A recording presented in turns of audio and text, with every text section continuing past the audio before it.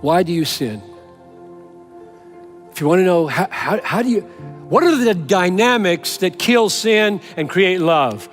You should ask yourself, why do I sin? And I'll tell you why you sin. Because sin makes promises to you. And you believe them.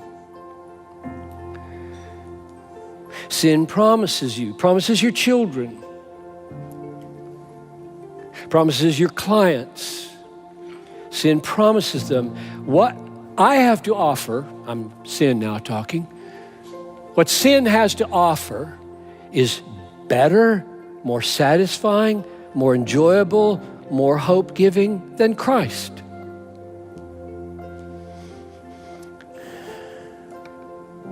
The fleeting pleasures, that's what they're called in Hebrews 11:25. The fleeting pleasures of sin promises to be better, longer, deeper, sweeter, more satisfying.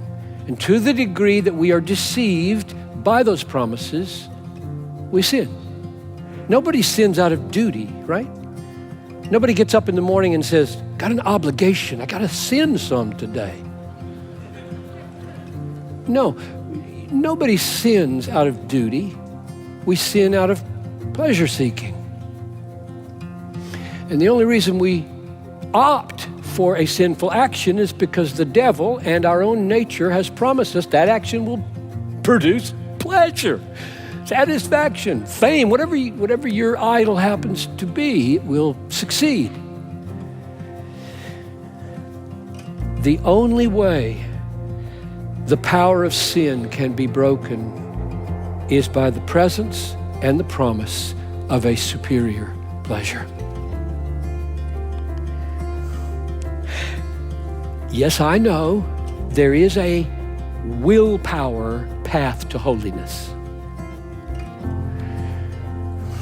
But to the degree that it succeeds, it fails.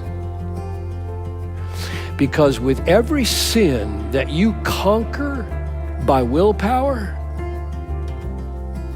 7 devils of self-righteousness come in and take its place. Willpower conquering of sin is not a conquering of sin. It's an exaltation of self.